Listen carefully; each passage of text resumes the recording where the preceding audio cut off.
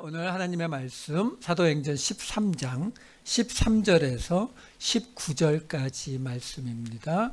사도행전 13장 13절에서 19절까지 말씀 제가 읽어드리도록 하겠습니다. 바울과 및 동행하는 사람들이 바보에서 배 타고 밤빌리아에 있는 버가에 이르니 요한은 그들에게서 떠나 예루살렘으로 돌아가고 그들은 버가에서 더 나아가 비시디아 안디옥에 이르러 안식일에 회당에 들어가 앉으니라. 율법과 선지자의 글을 읽은 후에 회당장들이 사람을 보내어 물어 이르되 형제들아 만일 백성을 권할 말이 있거든 말하라 하니 바울이 일어나 손짓하며 말하되 이스라엘 사람들과 및 하나님을 경외하는 사람들아 들으라. 이 이스라엘 백성의 하나님이 우리 조상들을 택하시고 애굽 땅에서 나그네 된 그 백성을 높여 큰 권능으로 인도하여 내사 광야에서 약 40년간 그들의 소행을 참으시고 가나안 땅 7족속을 멸하사 그 땅을 기업으로 주시기까지 약 450년간이라. 아멘. 지난주부터 우리는 사도 바울과 바나바에 의해서 시작되고 있는 실제 복음이 전해지는 모습을 보고 있었습니다. 지난주에는 안디옥 교회를 출발한 바울과 바나바가 바로 그 맞은편에 있는 키프로스 섬, 구브로 섬에 들어갔다가 그곳에 바보라고 하는 지역에 가서 로마 총독인 서기오 바울을 만나고 그 서기오 바울 옆에 있었던 참모 혹은 박사 마가에 해당되는 누구였죠? 바예수, 예수의 아들, 여호수아의 아들, 구원의 아들이라는 이름을 가진 그 마고스라는 사람을 바울이 어떻게 했다고요? 맹인으로 만들어 버렸다. 그렇죠? 그 유대인이었던 그 바예수를 맹인으로 만든 사건이 지난주에 있었던 이 구브로 섬, 키프로스 섬에서 있었던 일이에요. 자, 거기에서 이제 다시 배를 타고 지금의 터키 남부 안탈리아라고 하는, 현재 도시 이름이 안탈리아라고 하는 곳이에요. 그 안탈리아라고 하는 도시 바로 옆에 있는 버가라고 하는 곳에 도착합니다. 그 버가라고 하는, 지금은 그 안탈리아 섬 그 도시에서 동쪽으로 도시 외곽 쪽에 유적지대가 남아있는 그런 곳이지만 그 당시에 어쨌든 그 버가라고 하는 곳에 바울과 바나바 그리고 함께 왔던 사람 중에 마가라 하는 요한이 함께 있었는데 그 버가에서 이제 내륙으로, 북쪽으로 내륙으로 비시디아 안디옥으로 갔다라는 게 오늘 이야기 시작이에요. 거기 가보시면은요, 바닷가에서 보면 그 바로 버가 뒤쪽에 있는 이 타우루스 산맥, 그러니까 우리식으로 말하면 황소 산맥이죠. 타우루스 산맥이 1000m가 넘어요. 제일 높은 곳이 3300인가 그렇거든요. 큰 산맥입니다. 그러니까 바닷가에서 보면은 이렇게 점점 높아지는 게 아니라 바닷가 절벽처럼 보여요. 아마도 마가 요한이 그걸 보고 저걸 넘어간다고요? 나 안 가. 하고 돌아간 것이 아닐까, 제 추측이에요. 어쨌든 그 비시디아 안디옥이라고 하는 곳에 들어가서 생긴 일이 오늘의 이야기입니다. 13장 14절에 이렇게 시작이 됐어요. 그들은 버가에서 더 나아가 비시디아 안디옥에 이르러 안식일에 회당에 들어가 앉으니라. 지난주에도 말씀드렸다시피 13장, 14장, 그러니까 다음 주, 다다음 주, 그 다음 주까지 보게 될 14장까지 내내 이 유대인들의 회당에서 모든 일이 진행되고 있습니다. 자, 이 안식일에 회당에 들어가서 앉았더니 그 안식일에 어떤 일이 있었다라고 나오냐면 이어지는 13장 15절에 이렇게 나옵니다. 율법과 선지자의 글을 읽은 후에, 정확히는 선지자를 낭독한 후에 이렇게 돼요. 회당장들이 사람을 보내어 물어 이르되 형제들아 만일 백성을 권할 말이 있거든 말하라 하니. 그러니까 아마도 그 안식일에 그 회당에서 율법, 여기 노모스라고 나오는 건 모세오경이에요. 그리고 선지자라고 나오는 건 당연히 예언서들이고요. 그 글을 낭독했어요. 뭐 아마도 회당장들이 했겠죠. 그걸 하고 나서 다른 데서 온 사람들이 있으니까 꼭 뭐 이렇게 똑똑해 보여서 시키고 그러지 않았어요. 왜냐하면 이 당시에는 나그네가 있게 되면은 음식만 대접하는 것이 아니라 그 사람에게 모인 자리에서 이야기를 시키는 거예요. 왜? 그 사람들이 결국은 모든 소식을 전하는 길이 되는 거니까. 그러니까 바울과 바나바에게도 이야기를 하는 거예요. 자, 백성들에게 권할 말이 있으면 말하라 라고 말해요. 자, 문제가 뭐냐면 여기 권할 말 이렇게 나오는데 말은 로고스예요. 근데 권할 이렇게 번역이 된 단어가 뭐냐면 파라클레시스라는 단어예요. 이 파라클레시스라는 단어는 어떤 뜻이냐면은 파라가 전치사예요. 위드라는 뜻이고 칼레오라고 하는 단어가 부르다예요. 말하다 부르다가 뜻을 가진 단어예요. 그러니까 파라클레시스가 붙여지면 어떻게 돼요? 가까이서 말하다의 뜻이에요. 가까이서 부르다. 그러니까 가까이에 와서 부르는 말이니까 이 파라클레시스라는 말의 뜻이 어떤 뜻이 되느냐 하면은 가까이 와서 말하니까 간청하다의 뜻도 되고 또는 충고하다의 뜻도 되고 위로하다의 뜻도 되고. 그러니까 생각해 보세요. 이거 언어라고 하는 게 가까이 부르다, 가까이 와서 말하니까 그 안에는 위로한단 말도 되고 간청하다, 뭐 충고하다 이런 여러 가지 의미로 사용되는 단어예요. 자, 근데 왜 제가 이 단어를 지금 말씀드리냐면 이 파라클레시스 이 말의 명사형으로 파라클레토스라는 단어가 있는데 그 파라클레토스가 뭐냐? 그러니까 명사형이니까 그 자체의 뜻은 똑같은 거예요. 가까이 부르다. 그러니까 뭐 위로하다, 간청하다, 충고하다, 뭐 변호하다 이런 뜻이 있는 거거든요. 그러니까 똑같은 그 명사형으로 파라클레토스 하면 뭐가 되냐면 바로 보혜사 성령이 돼요. 요한복음 14장 26절. 보혜사 곧 아버지께서 내 이름으로 보내실 성령 그가 너희에게 모든 것을 가르치고 내가 너희에게 말한 모든 것을 생각나게 하리라. 여기에 보혜사라고 번역된 단어가 바로 파라클레토스, 가까이 말하다, 가까이 부르다, 간청하다, 위로하다, 변호하다, 충고하다. 이 단어의 뜻을 가지고 있는 단어라고요. 우리가 이걸 좀 생각해 보실 필요가 있어요. 우리는 성령 그러면은 영, 스피릿. 근데 우리 한문으로 영이 어떤 뜻인지 아시죠? 이 귀신 영자예요. 그러니까 우리는 영, 성령 그러면은 우리가 딱 머릿속에 떠오르는 개념은 육체가 없는 영혼. 근데 성스러운 거룩한 영, 성령이니까 하나님의 영 이렇게 우리는 받아들이거든요.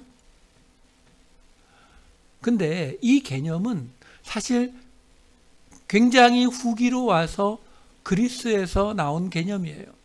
그러니까 본래 유대인들에게 있어서 그런 영의 개념이 없어요. 히브리어에서 이 루아흐라는 말, 헬라어에서 푸뉴마라고 영으로 번역되는 단어들은 모두 다 어떤 뜻을 가지고 있냐면 호흡, 바람 이런 뜻을 가지고 있는 단어예요.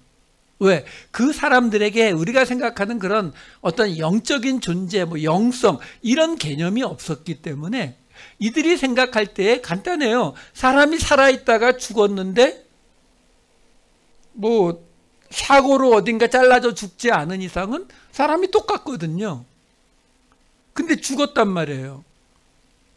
그럼 옛날 사람들이 볼 때에 이 사람이 살아있을 때와 죽었을 때가 똑같은데 딱 하나 다른 게 숨을 안 쉬네요. 그러니까 호흡이 없어졌구나. 그러니까 그 호흡이라는 단어가 나중에 영이라는 단어를, 그 개념을 끌어안게 되는 거예요.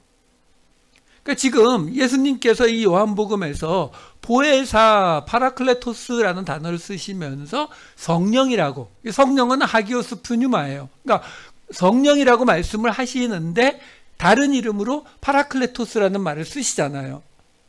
근데 그 성령이 오시면 어떻게 한다고요? 성령이 가르치시고 예수님이 말한 것을 생각나게 하는 역할을 한다고요. 근데 그게 뭐라고요? 파라클레토스, 충고하다, 간청하다, 변호하다, 위로하다, 이 뜻이라고요. 그래서 이 보혜사라고 하는 이 단어도 영어 성경을 보면, 우리 한글 성경은 우리는 무조건 딱 한 가지밖에 인정을 안 하니까 다 보혜사라고 번역을 했지만, 영어 성경을 보면은 컴포터, 위로자, 헬퍼, 돕는 자, 애드보케이트, 변호자, 또 하나가 카운슬러, 상담자, 이렇게 영어 성경 버전마다 여러 가지 단어로 번역해 놓고 있는 걸 볼 수가 있어요. 그럼 무슨 말이냐면, 성령이 오셔서 우리에게 가르치시고 예수님이 말씀한 걸 생각나게 하시는데, 그 역할이 뭐라고요? 위로자라고, 우리말로 번역하면 위로자라고 말할 수도 있고, 상담자, 카운슬러, 헬퍼, 또는 애드보케이트, 변호자, 이런 역할이 있다라는 거예요. 그 중에서 우리가 가장 많이 사용되는 이 위로자라고 하는 요 부분만 제가 설명을 드리고 오늘 본문으로 다시 돌아갈게요. 무슨 말이냐면, 성령을 위로자라고 번역을 해요. 그 이유가, 근거가 없는 게 아니에요. 왜 그러냐면 구약 성경에서 히브리어로 나함이라는 단어가 나오는데, 이 단어를 70인역 성경에서 바로 이 보혜사, 파라클레토스, 이 단어로 번역을 하거든요. 그러면 이 히브리어 나함이라는 단어가 나오는 구절을 제가 한 몇 군데만 볼게요. 이사야서 49장 13절 말씀이에요. 하늘이여 노래하라, 땅이여 기뻐하라, 산들이여 즐거이 노래하라. 여호와께서 그의 백성을 위로하셨은즉, 이렇게 나와요. 이게 나함이에요. 말 그대로 위로했다는 말 뜻이에요. 자, 근데 여기서 지금 이사야서요, 예언서, 북이스라엘의 멸망을 말씀하시는 그 이사야서에서 하나님께서 그의 백성을 위로하셨다. 히브리어로 나함, 70인역 번역에 파라클레토스, 이렇게 번역했거든요. 파라클레시스요. 자, 이게 조금 더 뚜렷이 나온 곳 한 군데를 볼게요. 이사야서 52장 9절. 너 예루살렘의 황폐한 곳들아, 기쁜 소리를 내어 함께 노래할지어다. 이는 여호와께서 그의 백성을 위로하셨고 예루살렘을 구속하셨음이라. 이렇게 나와요. 자, 이번에는 그 멸망당하는 이스라엘을 향한 예언이 있는 이 이사야서에서 그 멸망당하는 이스라엘에게 뭐라고 말하냐면, 여호와가 그의 백성을 위로하셨고, 나함. 근데 거기 하나가 더 붙어요. 예루살렘을 구속하셨습니다. 여기에서 구속이라고 번역이 된 히브리어 단어는 고엘이라는 단어예요. 고엘이라는 단어는 어떤 뜻을 가진 단어예요? 우리가 기업 무르기, 토지 무르기라는 말로 알고 있는 단어죠. 두 군데만 볼게요. 레위기 25장 24절, 룻기 3장 12절. 너희 기업의 온 땅에서 그 토지 무르기를 허락할지니. 이게 고엘이에요. 룻기 3장 12절. 참으로 나는 기업을 물을 자이나 고엘. 기업 물을 자로서 고엘. 나보다 더 가까운 사람이 있으니. 이 기업을 물으다가 뭐예요?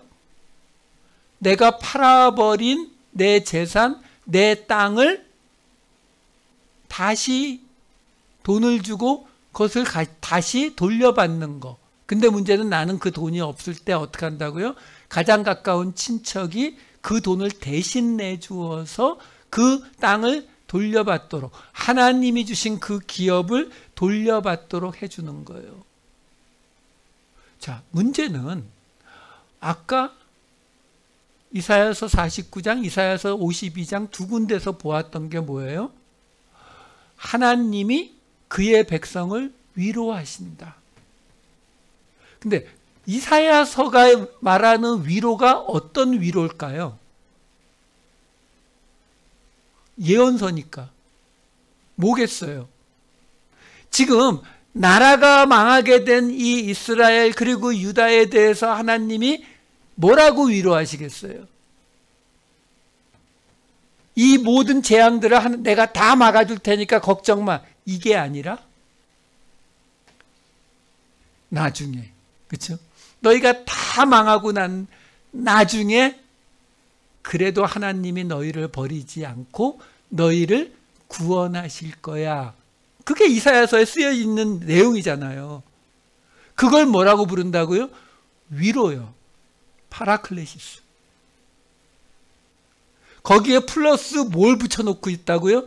예루살렘의 구속, 예루살렘의 토지 무르기, 예루살렘의 기업 무르기, 고해를 붙여놓고 있어요.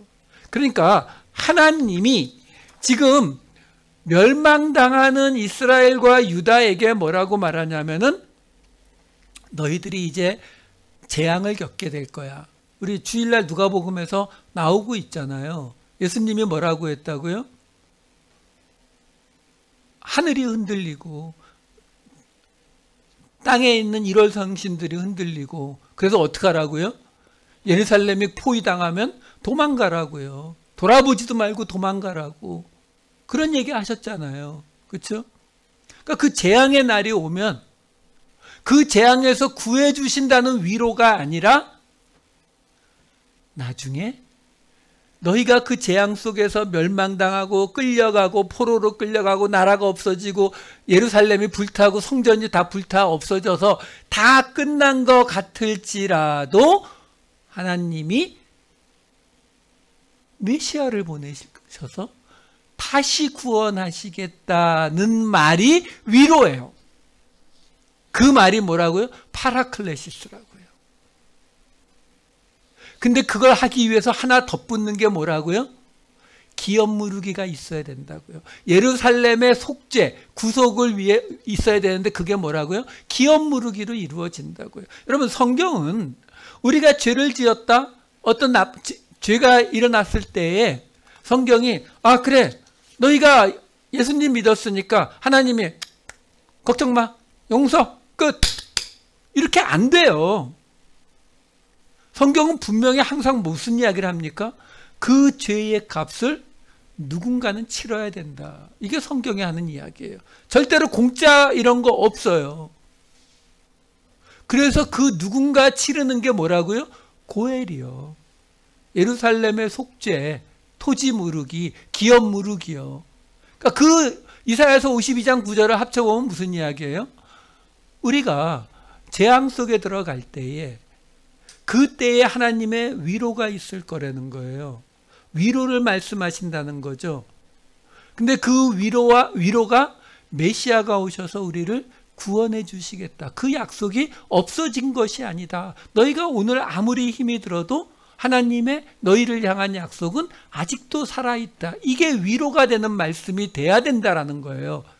근데 그 근거가 뭐냐면 누군가가 너희를 위해서 너희의 죄에 대한 토지 무르기, 고엘, 기업 무르기를 해서 예루살렘을 속죄할 것이다.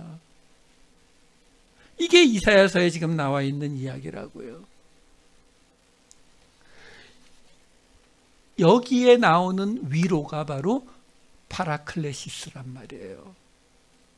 보혜사, 성령의 역할로 나오는 보혜사. 그러니까 결국 뭐라고요?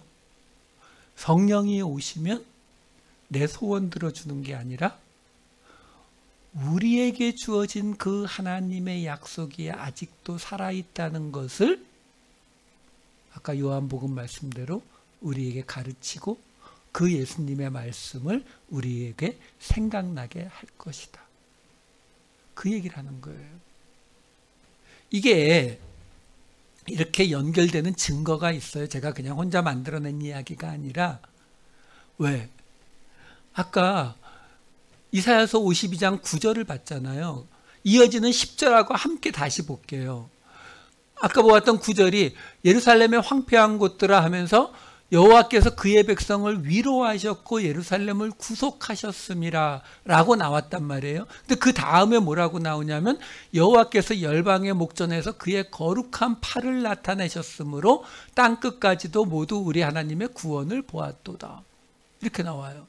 여기에 나오는 구원은 앞에 나온 구속이 아니에요. 여기 나오는 구원은 예수아, 호세아, 여호수아예요. 이거는 우리 신약식으로 해석하면 어떤 해석이 가능해요? 땅끝까지도 모두 우리 하나님의 예수님을 보았도다. 이렇게 번역하셔도 돼요. 어쨌든 여기서 보면 10절에 보시면 지금 하나님이 우리를 위로하시고 예루살렘을 기업 무르기를 해주시는 그 이야기를 뭐라고 나오냐면 열방의 목전에서 그의 거룩한 팔을 나타내셔서 우리 모두 하나님의 구원을 보게 되었다. 이렇게 설명을 하잖아요. 근데 지금 오늘 읽은 본문에도 보면은 이거하고 연결되는 구절이 나와요. 13장 17절 보시게 되면 이 이스라엘 백성의 하나님이 우리 조상들을 택하시고 애굽 땅에서 나그네 된 그 백성을 높여 큰 권능으로 인도하여 내사. 여기에 큰 권능이라고 번역이 된 헬라어 브라키온 휩셀로스라는 두 단어는 전혀 그런 뜻이 아니고 높인 팔이에요. 브라키온 휩셀로스 두 단어가 높인 팔 또는 높은 팔 이렇게 되는 단어예요. 그러니까 하나님께서 그 백성을 높여 그 높으신 팔로 인도하여 내사 이렇게 번역하는 게 맞는 번역이에요. 왜? 아까 이사야서 52장 10절과 연결돼서 똑같이 하나님이 위로하시고 예루살렘의 속죄를 이루시는 그것이 하나님의 거룩한 팔로 인해서 이루어지는 것이다를 지금 이 사도행전에서 누가가 쭉 늘려서 설명을 해주고 있는 거예요. 왜? 지금 말하고자 하는 바가 뭐냐면 지금 무슨 얘기하고 있었는지 기억하시죠? 회당에서 회당장이 권할 말이 있으면 하세요. 그 권할 말이라는 말이 파라클레시스 로고스란 말이에요. 그 파라클레시스의 말뜻이 위로하다, 변호하다, 돕다, 상담하다 이런 뜻을 가지고 있는 단어라고 말씀을 드리면서 지금 그 단어가 나타난 바로 위로자라고 나타난 하나님이 위로했다. 이스라엘 백성을 위로했다라고 해서 70인역 번역에 이 파라클레시스를 사용한 그곳들을 본 거예요. 그랬더니 거기에 뭐가 같이 나왔다고요? 이스라엘의 구속이 함께 나오더라는 거죠. 그래서 하나님이 위로하시고 그리고 속죄하셨다. 이 두 가지가 합쳐진 것이 뭐라고요? 바로 하나님이 말씀하시는 언약, 약속의 이루어짐, 구원이요. 이게 여기만 나올 리가 당연히 없죠. 어디도 나와요? 누가복음에도 나오죠. 누가가 썼으니까. 예수님이 태어나신 사건에 대해서 마태, 마가, 요한에는 없는 이야기가 누가복음에만 있어요. 뭐가 있냐면 두 사람의 증인을 세워버립니다. 예수님의 탄생에 대해서 시므온이라고 하는 사람과 안나라는 여자가 뜬금없이 등장을 하거든요. 그 두 사람이 등장하는 이유가 여기에서 설명이 되는 거예요. 누가복음 2장 25절과 2장 38절. 예루살렘에 시몬이라는 사람이 있으니 이 사람은 의롭고 경건하여 이스라엘의 위로를 기다리는 자라. 파라클레시스. 안나 이야기의 38절. 마침 이때에 나와서 하나님께 감사하고 예루살렘의 속량을 바라는, 이 속량이 뭐냐면 리오라는 단어거든요. 이게 몸값, 속전이란 뜻이에요. 아까 뭐요? 히브리어의 고엘, 기업 무르기요. 그러니까 누가는 예수님의 탄생에서 이 두 사람의 증인을 세워서 무슨 이야기를 하는 거예요? 바로 이사야서에 말하고 있는 그 하나님의 위로와 예루살렘의 속량이 이루어질 분이 태어났다. 이걸 지금 증명한 거거든요. 그러니까 결국 이 이야기를 통해서 지금 바울이, 그러니까 한마디로 지금 누가가 왜 이런 복잡한 이야기를 써놨냐면 간단해요. 지금 오늘부터의 이야기가 사도 바울이 사도행전에서 처음으로 하는 설교가 이제 나올 거거든요. 그 사도 바울의 첫 설교가 나오는데 그 첫 설교를 회당장의 이름으로 뭐라고 부탁했다고요? 권할 말이 있으면 하세요. 파라클레시스 로고스. 무슨 말이에요? 위로할 말이 있으면 하세요. 상담해 줄 말이 있으면 하세요. 도와줄 말이 있으면 해주세요. 변호해 줄 말이 있으면 해주세요 라고 말했단 말이에요. 그리고 나서 사도 바울이 이야기를 시작하거든요. 그러면 지금 이제부터 다음 주까지 계속 볼 사도 바울의 설교의 내용을 한마디로 말하면 뭐다? 하나님의 위로와 예루살렘의 속죄, 대속. 하나님의 위로, 도움, 상담, 변호와 죄지은 예루살렘을 위한 어떤 존재의 대신 기업 무르기, 이 두 가지 이야기가 이제 나올 사도 바울의 설교의 전체 이야기이다. 이 이야기를 해주려고 이 권할 말이라는 자리에 이 파라클레시스라는 단어를 썼다라는 거예요. 자, 그러면 사도 바울이 어떻게 이야기를 시작합니까? 13장 16절에 이렇게 시작합니다. 바울이 일어나 손짓하여 말하되 이스라엘 사람들과 및 하나님을 경외하는 사람들아 들으라. 자, 이제 바울이 이야기할 내용이 우리가 말하는 복음이잖아요. 그렇죠? 근데 여기서 이스라엘 사람들, 유대인 회당이니까 이스라엘 사람들에게 말하는 건 당연한데 그 이스라엘 사람들 혹은 하나님을 경외하는 사람들, 여기 경외하다, 포보스라는 말은 두려워하다예요. 하나님을 알고 두려워하는 사람들아 들으라. 자, 복음을 선포하는데 하나님을 경외하는, 하나님을 알고 두려워하는 자들이 들어라 라고 말하고 있다라는 거죠. 자, 그럼 여기서 우리가 생각해 볼 게 하나 있어요. 복음은 구약의 하나님을 몰라도 전할 수 있을까요? 우리는 종종 복음을 전한다라는 걸 어떻게 받아들이냐면 예수 믿고 우리 교회 오세요. 또는 뭐 예수 믿고 복 받으세요. 뭐 예수 믿고 구원 받으세요. 이게 우리는 복음이라고 생각하거든요. 근데 그렇다면 하나님을 경외하지 않아도 예수의 복음만 전하면 되는 거 아닌가요? 여러분, 우리 이걸 조금 생각해 보자고요. 복음이라는 게 뭘까요? 복음. 복음. 한자어로 치면은 기쁜 소식. 그렇죠?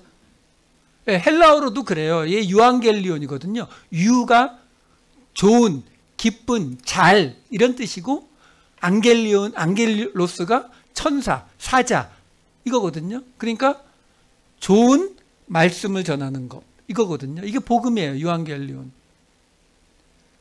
근데 우리가 이걸 조금 생각해 볼 필요가 있는 게 뭐냐면,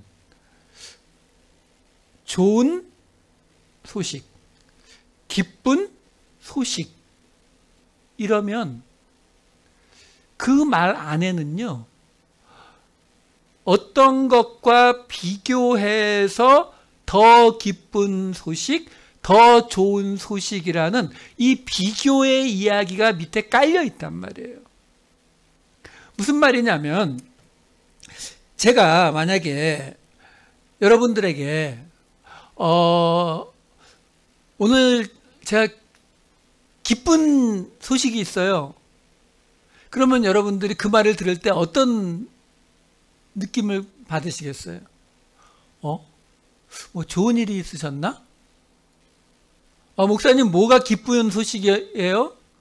제가 뭐라고 대답하냐면, 제가 점심을 먹었어요.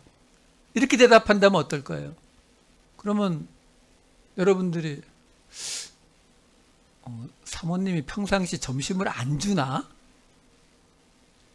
근데 오늘 간만에 점심을 드셔가지고 기쁜 소식이라고 하나? 이렇게 생각하지 않겠어요? 왜? 기쁜 소식, 좋은 소식이라고 말을 할 때에는 그 앞에 어떤 비교가 앞에 깔려 있다고요. 그러니까 전에 그렇지 않았는데 이랬다. 이게 기쁜 소식이고 좋은 소식이 되는 거거든요.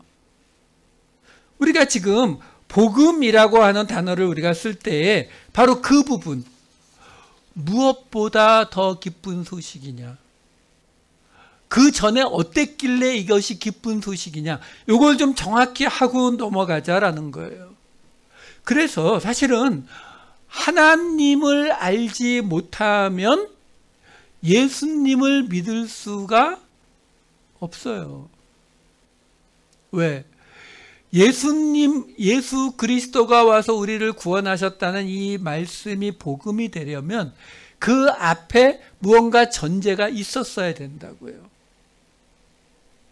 자, 보자고요. 사도 바울이 뭐라고 설명을 하는지. 사도 바울이 이어지는 17절에서 19절 말씀에 이렇게 요약을 합니다. 이스라엘의 역사를. 이 이스라엘 백성의 하나님이 우리 조상들을 택하시고 애굽 땅에서 나그네 된 그 백성을 높여 높으신 팔로 인도하여 내사 광야에서 약 40년간 그들의 소행을 참으시고 가나안 땅 7족속을 멸하사 그 땅을 기업으로 주시기까지 약 450년간이라. 자, 지금 사도 바울이 설명해 주는 걸 보세요. 하나님이 우리를 택하시고 애굽 땅에서 종으로 살고 있던 그 백성을 높이시고 그리고 그 높으신 팔로 인도하셔요. 여러분, 우리가 하나님 선택하지 않습니다. 하나님이 우리를 선택해요. 항상 말씀드리잖아요. 신구약 어디에도 하나님을 찾아가서 만난 자가 없어요. 예수님을 찾아가서 만나지 않습니다. 모든 제자는 예수님이 찾아갑니다. 그러니까 하나님이 택하신다고요, 우리를. 택하신 다음에 우리를 높이세요. 어려운 말로 하면 의롭다 칭하해 주시죠.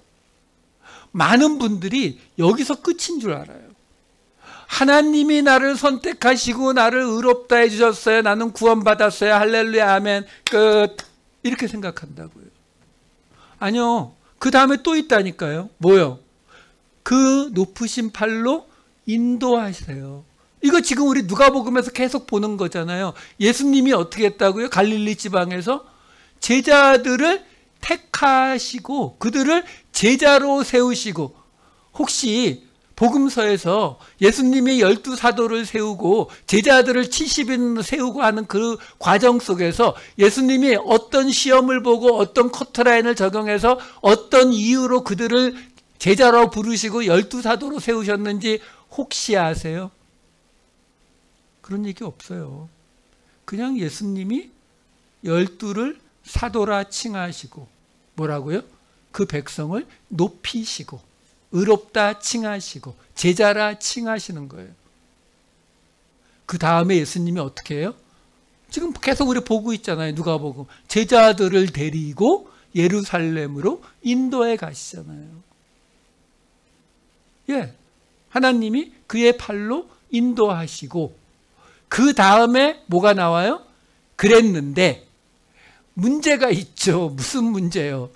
우리가 무슨 시험을 쳤으면 차라리 예수님의 제자 됐기 때문에, 성도가 되었기 때문에 우리가 좀 이 세상 사람들보다는 그래도 조금 이 레벨이 올라갔을 텐데 그게 아니거든요. 그냥 택하시고 높이셔서 우리를 인도해 가고 계시는 거기 때문에 우리의 본질이 하나도 안 바뀌었다고요. 그 하나도 안 바뀐 이야기가 어떻게 나와요? 광야에서 40년 동안 온갖 짓을 저질렀다. 그래서 아까 보셨던 13장 18절에 뭐라고 나와요? 광야에서 약 40년간 그들의 소행을 참으시고, 이렇게 나와요. 여기 소행을 참으시고 라고 나온 이 전체가 헬라어로 한 단어예요. 에트로포포레센이라고 하는 단어예요. 이 단어의 뜻이 뭐냐면, 이게 지금 그냥 그들의 소행을 참으시고 라고 번역하기에는 모자라요. 왜 그러냐면 이 에프로포포레센이라고 하는 이 단어는 두 개의 단어가 합쳐진 단어거든요. 앞에 있는 단어가 트로포스라고 하는 단어는 이 방식, 태도, 성격이라는 뜻의 단어고, 뒤에 있는 푸오레오라고 하는 단어는 짐을 지다의 뜻이에요. 그러니까 여기 나오는 이 에트로포포레센이라고 하는 이 단어를 합쳐놓으면은 어떤 뜻이 되냐면, 성격 또는 삶의 방식, 그들의 행동 양식의 짐을 지다예요. 그러니까 무슨 말이냐면, 광야에서 이스라엘 백성들이 40년 동안 어떻게 행동했어요? 자기들 성격대로, 자기들 삶의 방식대로, 자기들 삶의 기준대로 행동했죠. 근데 그걸 어떻게 했다고요? 그 짐을 대신 져주셨다고요. 그러니까 그냥 광야에서 40년 동안 하나님 마음에 안 드는 짓을 하고 있는데 그거를 하나님이 속이 부글부글 끓는데도 그냥 꾹 참으셨다는 뜻이 아니라, 광야에서 40년 동안 그들의 그 태도, 성격, 삶의 양식 때문에 나오는 그 짐을 하나님이 대신 져주셨다라는 거예요. 이 단어가 70인역에서 딱 한 번 신명기 말씀에 번역이 됩니다. 신명기 1장 31절 말씀. 광야에서도 너희가 당하였거니와 사람이 자기의 아들을 안는 것 같이라고 번역이 되어 있는 이 단어가 나쌈이라는 히브리어 단어인데, 이 단어를 바로 이 에트로포포레센이라고 하는 헬라어 단어로 번역을 합니다. 너희의 하나님 여호와께서 너희가 걸어온 길에서 너희를 아느사. 지금 이 신명기 말씀도 지금 뭐라고 하는 거예요? 광야에서 하나님이 그 이스라엘 백성들이 잘못한 그 일들을 하나님이 어떻게 하셨다고요? 끌어안으셨다고요. 그러니까 안았다는 말이 잘못된 번역이 아니에요. 근데 그 끌어안았다는 말을 70인역 번역으로 옮기면서 뭐라고 번역을 했다고요? 그들의 성격이 만들어낸 짐을 대신 져준 에트로포포레센으로 번역을 하더라라는 거예요. 왜냐하면 여기 아느사라고 번역이 된 이 히브리어 낫삼 자체가 짐을 대신 지다의 뜻이거든요.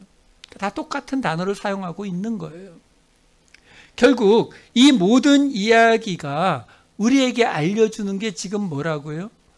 하나님께서 보혜사 성령을 보내셔서 위로자 성령 파라클레시스를 보내시는 이유도, 지금 사도 바울이 권할 말로 이 이야기를 하고 있는 이유도, 그리고 출애굽에서 하나님께서 그 광야에서 변하지 않는 이스라엘 백성들을 용납하신 이유도 그냥 된 것이 아니라 그 죄를 대신 지어준, 그들이 잃어버린 기업을 대신 찾아주는 고엘, 그 일을 담당한 자가 있었다라는 거예요.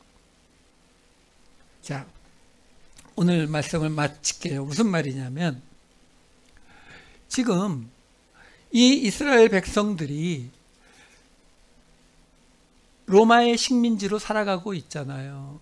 그 사람들이 살아갔던 그 시대가 뭐 쉽지 않았겠죠. 근데 그거는 지금 살아가는 우리도 살아가는 이 날들이 그리 쉽지 않은 거 똑같잖아요. 그렇죠?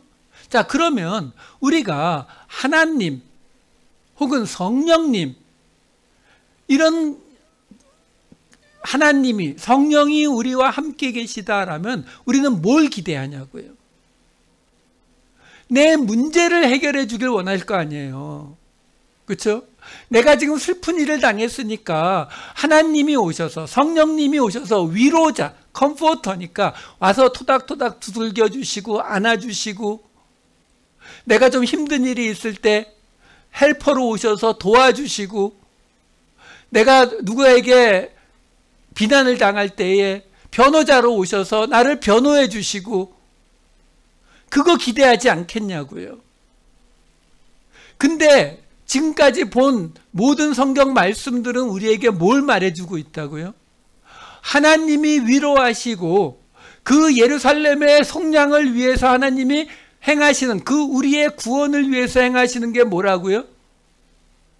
우리의 짐을 대신 져주시는 거예요. 우리의 죄를, 우리의 기업을 물러주시는 거예요. 자, 문제예요. 뭐냐면, 나는 지금 건강이 안 좋은데, 나는 지금 비즈니스에, 나는 지금 가정에 이런 문제들이 있는데, 하나님 날 좀 도와주세요 라고 했더니, 하나님께서 성령을 보내셔서 위로자로, 변호자로, 돕는 자로, 상담자로 보내주셨는데, 그 내용이 뭐라고요? 내가 너를 구원하겠다. 아, 하나님 그건 다 알아요. 그건 다 알고, 그거 말고 지금 내 문제가 급하다니까요. 하나님이 뭐라고 하세요? 내 죄를 내가 대신 졌다. 이 말씀이 위로가 되셔야 돼요. 여러분, 복음이 기쁜 소식이 되려면요, 복음이 지금 뭐라고요? 하나님의 위로와 예루살렘의 속량이요. 하나님의 위로와 뭐라고요? 우리의 죄를 대신 져주셨다는 이야기요. 그게 구원이라고요. 그게 복음이잖아요. 근데 그 복음이 우리에게 왜 기쁜 소식이 안 돼요? 그것보다는 내가 지금 힘들어하고 있는 이 문제가 해결되면 하나님 나 정말 기쁘겠습니다. 이게 우리 생각이잖아요. 아니요. 하나님께서 내가 내 죄를 대신 짊어졌다. 기쁘지?